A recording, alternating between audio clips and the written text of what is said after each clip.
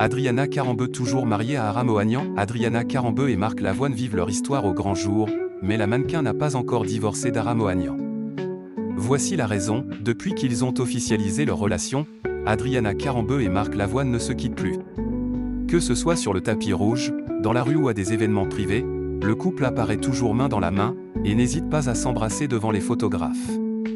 Pourtant, l'actrice slovaque n'a pas encore divorcé de son ex-mari, Aram Ohanian, également le père de sa fille Nina. Cette dernière est née en 2018, lorsqu'Adriana Karembeu était âgée de 46 ans. D'après le magazine Voici, la procédure de divorce est plus compliquée que prévu, et la mannequin préfère garder ça secret. La raison ? Aram Ohanian et Adriana Karembeu ont lancé plusieurs business en commun par le passé, dont le Palais Ronsard à Marrakech, un hôtel de luxe qu'ils doivent gérer ensemble. Pourquoi Adriana Karembeu n'a-t-elle pas encore divorcé de son ex-mari ? C'est pour cette raison que leur divorce est particulièrement long et complexe. Elle ne peut pas divorcer tout de suite à cause des enjeux financiers, a affirmé une source proche à nos confrères. Heureusement, l'ex-couple est resté en bons termes, notamment pour leur fille Nina. Nous sommes séparés de cœur, mais pas de vie.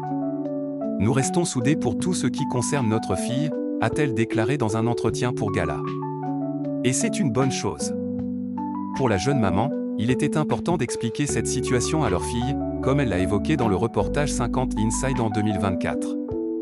On pense que les enfants ne réalisent pas, mais souvent, on se trompe. Alors, pour être sûr, j'ai expliqué à Nina que papa et maman ne sont plus amoureux, mais qu'on l'aime beaucoup, et qu'on reste une famille, a-t-elle ajouté. Et pour elle, se séparer de son mari fut le meilleur choix.